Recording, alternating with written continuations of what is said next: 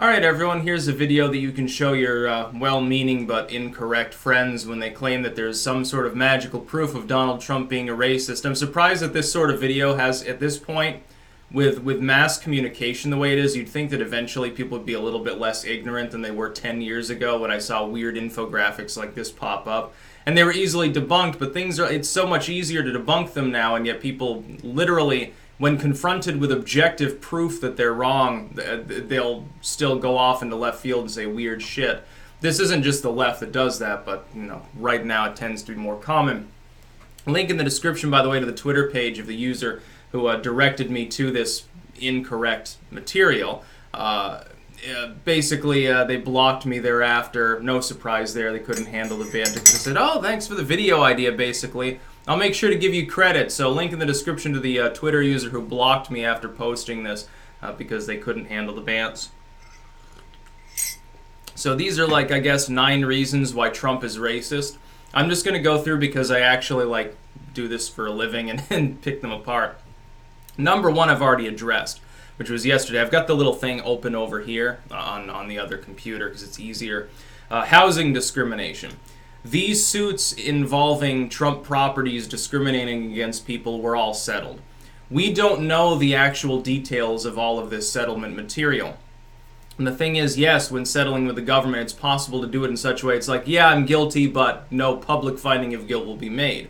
The thing is, that's going to look identical to if there was no guilt and they dropped it mainly because Trump was countersuing. The settlement that was reached could have involved the government paying Trump or other people paying Trump for defaming him, for all we know. And it's not uncommon, by the way, for billionaires to get targeted by that sort of legal suit.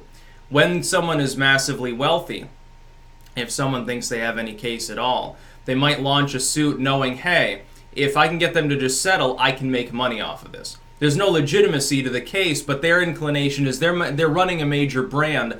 They would rather not take a brand hit.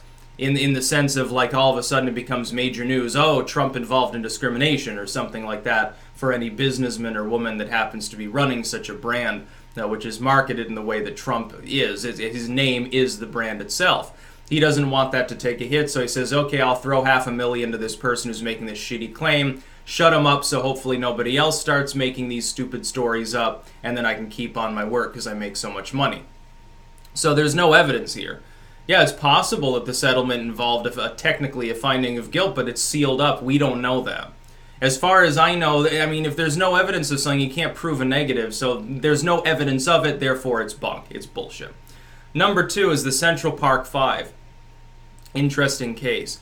Now, his contribution to this was in 1989, Trump ran a bunch of ads in the wake of this case, advocating bringing back the death penalty and saying, they're menaces to our civilian population because of weak, lax law enforcement, because of the New York City government at the time, among other things. Nowhere here does he mention race. And at the time when Trump was weighing in on this and taking out these ads, he had no reason to distrust the story because the Central Park 5 had confessed.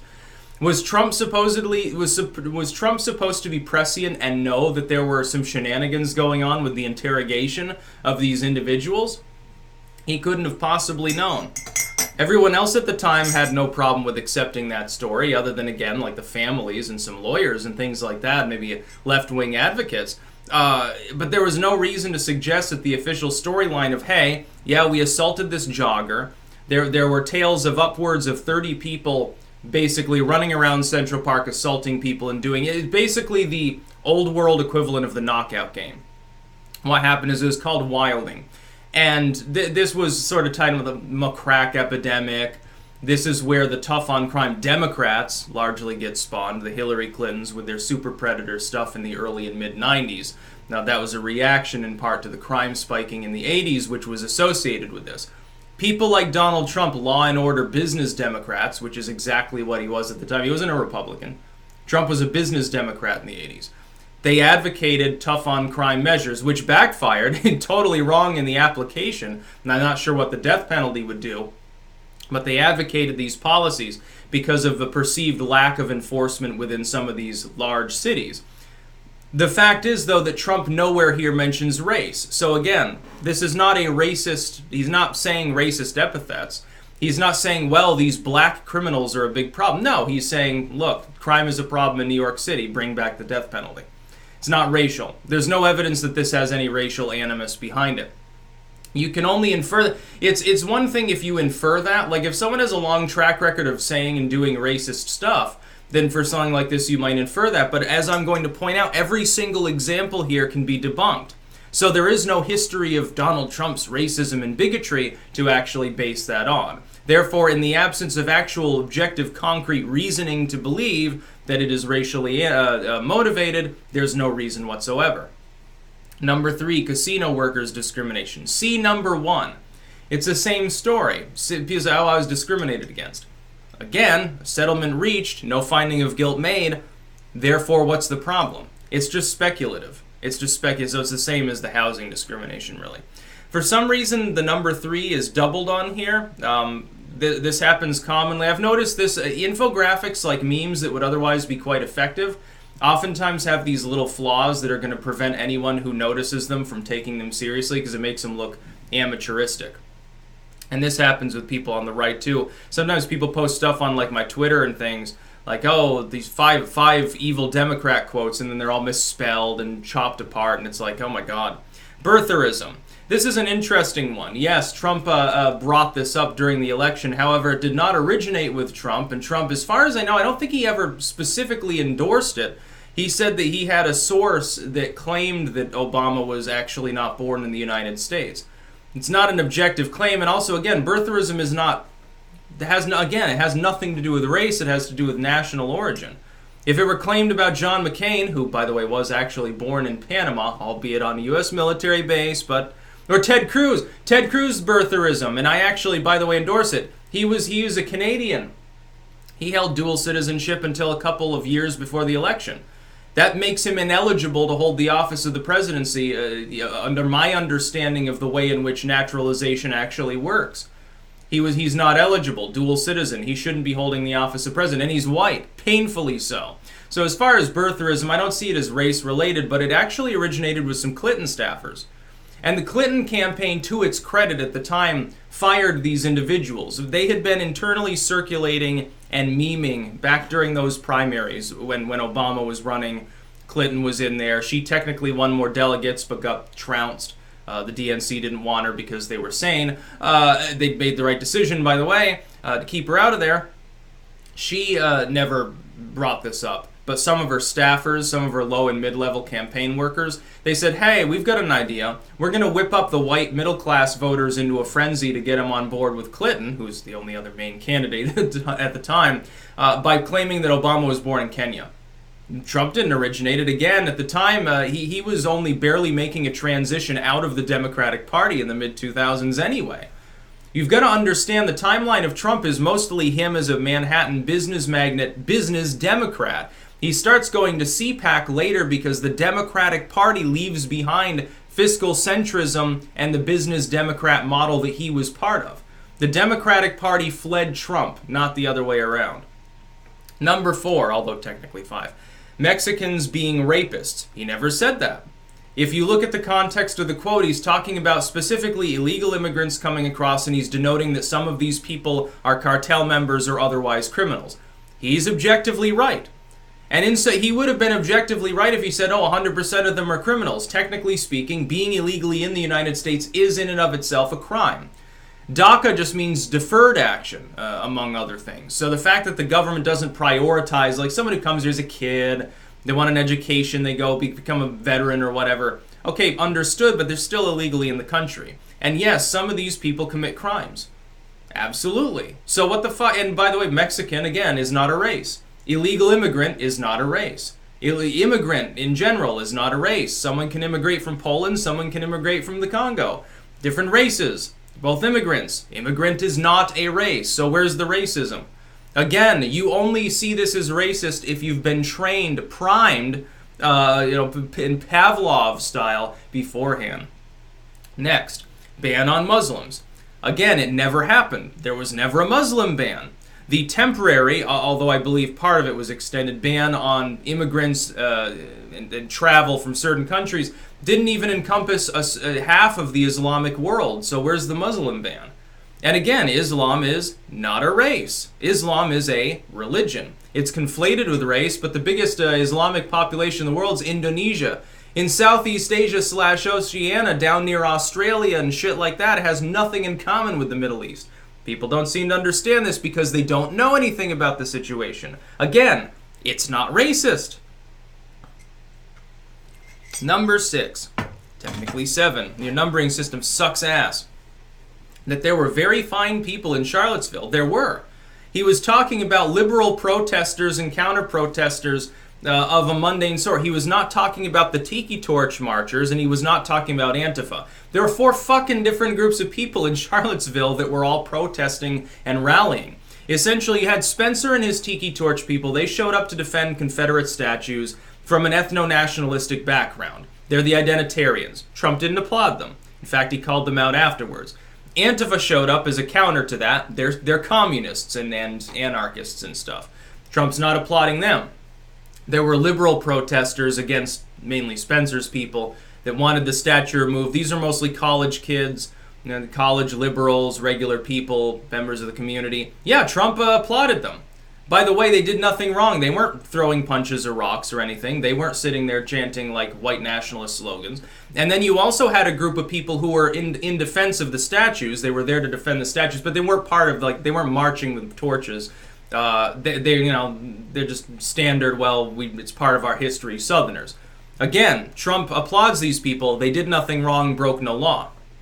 The idea, only if you take the quote wildly out of context, and you assume that he's talking about these other groups of people, either Antifa, which would be funny, or Spencer's identitarians, only then can you possibly say that that has anything to do with race in any essence. The other people that were there, the majority of them were arguing over a statue. The idea that a block of rock essentially can be racist is also wrong.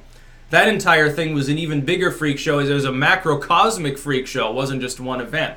So again, where's the racism? He's not applauding the people that are, waving Nazi flags around. He's applauding the people showing restraint on the sidelines who turned out to rebuff people on the far left who were being violent, namely Antifa, and to say, well, Spencer's people, they're not even from the community. They're coming here to rally around this statue. We don't know why they're here. So Trump was applauding them. Again, being a protester is also not a race, so I don't know. Number 7. Trump called black athletes SOBs. Technically, but he also called a bunch of other athletes that weren't black SOBs. This is in the context of the national anthem protests. Not all the athletes taking a knee were black. And by the way, that's not racist. It has nothing to do with the fact that they happen to be black. It has to do with the fact that in Trump's mind, they're disrespecting the anthem. And some teams said, look, anyone taking a knee, we're just going to force them out. By the way, what's the problem with that? The NFL, I thought that private companies can do whatever they want because, see, the liberals have sold out now. They think billionaires should be able to tell you what you can see and hear. So why shouldn't the NFL as a private organization and group of sub-companies be able to tell the players, fuck off? No, they should. They should be able to fire whoever they want for any reason. It doesn't matter. I guess, unless the left wants to go the other way on Silicon Valley and say that, yes, people should be able to, have political banter, because they're not fully private companies because they engage in human communication on a mass scale and pretend to be platforms, specifically are given subsidies by the government because of their claim to be neutral platforms, which is bogus. But no racism. He's calling athletes SOBs for kneeling. They don't have to be black to accomplish that, and many of them weren't. So, again, it's not a race. Athlete is not a race, believe it or not. Number 8, the claim that Trump said black countries were shitholes. He was referring to the nation of Haiti.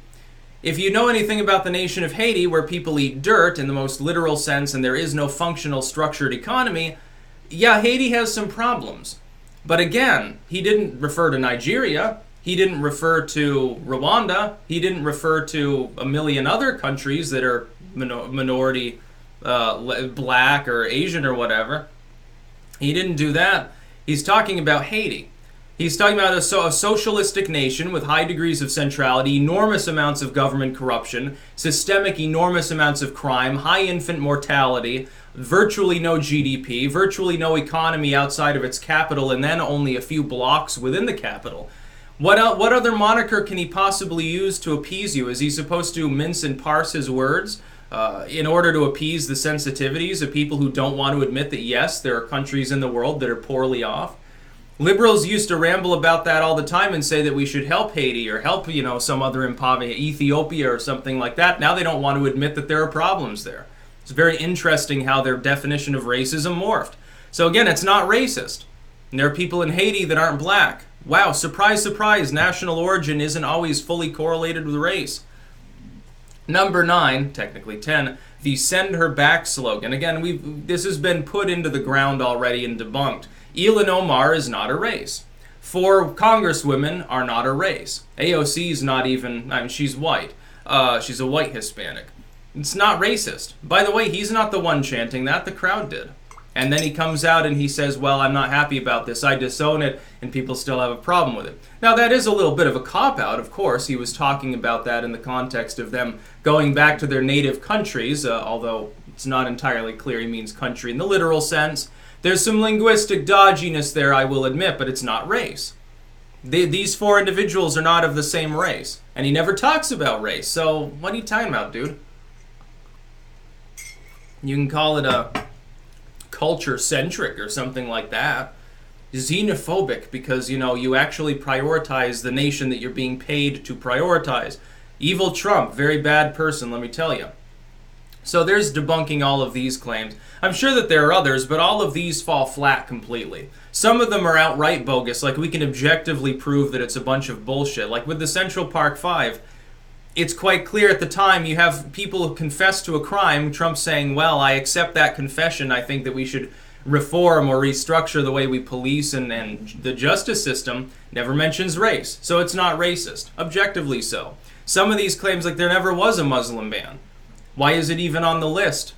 A cursory glance at the countries that were part of that travel ban shows you it's not even half of the Islamic world. Most of the world's Islamic population doesn't live in one of the countries covered under the travel ban. So what are you talking about? But anyway, it's sensationalistic, propagandistic bullshit.